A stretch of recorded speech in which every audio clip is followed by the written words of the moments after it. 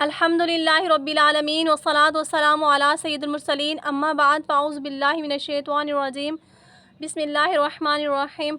Welcome back my YouTube channel Tajweedul Quran. तमाम सामीन और नाज़रीन को अस्सलामु अलैकुम व रहमतुल्लाहि व बरकातुहू। आज हम इंशाअल्लाह अज़्ज़ा व जल नमाज जनाज़ा का बयान पढ़ेंगे कि नमाज जनाज़ा फ़र्ज़ कफ़ाया है या नहीं है और फ़र्ज़ कफ़ाया कहते किसको हैं।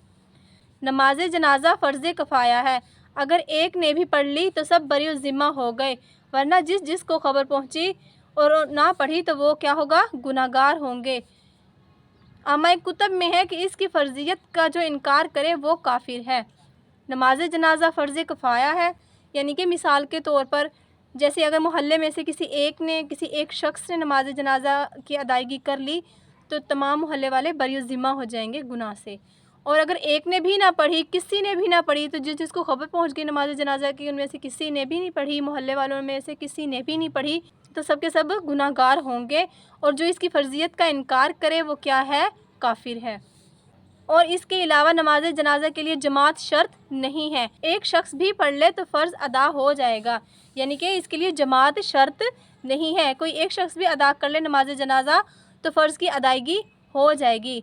नमाज जनाज़ा वाजिब होने के लिए वही शराइत है जो और नमाज़ों के लिए हैं, यानी कि नमाज जनाज़ा के वाजिब होने के लिए वही शराइत हैं जो और नमाज के लिए है, यानी जो नमाज की शराइत हैं।